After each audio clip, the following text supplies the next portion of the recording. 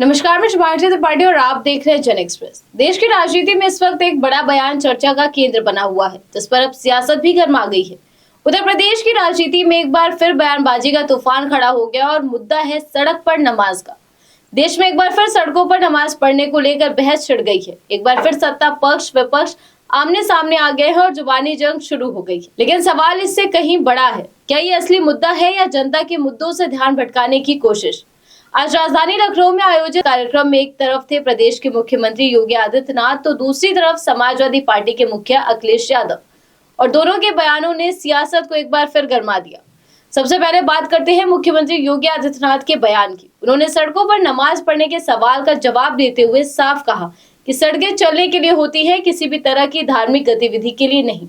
उन्होंने ये भी कहा कि अगर संख्या ज्यादा है तो शिफ्ट में नमाज पढ़ी जा सकती है, लेकिन सड़क जाम करके आम जनता को परेशान करने का अधिकार किसी को नहीं है। यानी सरकार का फोकस है कानून और व्यवस्था और सभी के लिए समान नियम पर। सीएम योगी के बयान का कई लोगों ने समर्थन किया तो कई लोगों ने तीखी प्रक्रियाएं दी और इसे धार्मिक नियमों का उल्लंघन बताया। लेकिन इस दौरान सबसे चर्चा में आया सपा सुप्रीमो अखिलेश यादव का जवाब।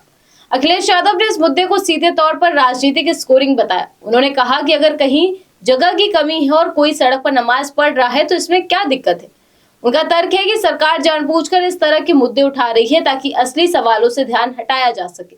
देश में इस वक्त ईंधन की कमी, उनके बढ़ते दाम, एलपीजी गैस की समस्या से लेकर पेपर लीक मामले जैसे कई और मुद्दे हैं, लेकिन मुख्यमंत्री उन मुद्दों को क्यों नहीं उठा रहे, उनकी चर्चा क्यों नहीं कर रहे। अखिलेश यादव यही नहीं रुके, उन्होंने बीजेपी पर तीखा हमला करते हुए कहा कि सबसे अधर्मी पार्टी अगर कोई है तो वो भाजपा है।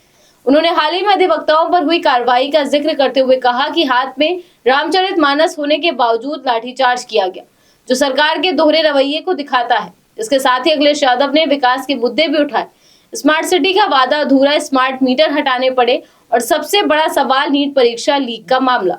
उन्होंने कहा कि हर साल लाखों छात्र परीक्षा देते हैं, लेकिन सरकार उनकी चिंता छोड़कर दूसरे मुद्दों में उलझी रही है और आज भी वही कर रही है। पेपर लीक मामले पर क्यों सरकार नहीं बोल रही? देश संकट की ओर बढ़ रहा है, उस पर सरकार बात क्यों नहीं कर रही? चुनाव से पहले तक सब कुछ ठीक था, लेकिन चुनाव खत्म होते ही सरकार को ईंधन बचाने का नारा याद आ गया। अब सवाल ये है कि आखिर सच क्या है? क्या ये कानून व्यवस्था का मुद्दा है या राजनीतिक एजेंडा?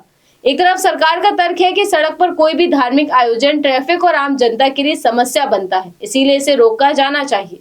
ये एक प्रशासनिक और व्यावहारिक दृष्टिकोण है। दूसरी तरफ विपक्ष का कहना है कि सरकार चयनात्मक मुद्दे उठाकर सामाजिक ध्रुवीकरण कर रही है, ताकि बेरोजगारी, शिक्षा और परीक्षा घोटालों जैसे मुद्दे पीछे छूट जाए। असल में ये बहस सिर्फ सड़क पर नमाज की नहीं है, ये बहस है प्राथमिकताओं की। क्या सरकार को कानून व्यवस्था पर फोकस करना चाहिए या विपक्ष सही है, या इसलिए मुद्दे कुछ और है लेकिन सरकार उन पर बात नहीं कर रही। तो सवाल आपके सामने है, क्या सड़क पर नमाज सख्ती जरूरी है या ये सिर्फ राजनीति का नया हथियार बन गया है? फिलहाल आज इस खबर में बस इतना ही। देश दुनिया की ऐसी तमाम खबरों को जानने के लिए आप जुड़े रहिए जन एक्सप्रेस के साथ। धन्यवाद।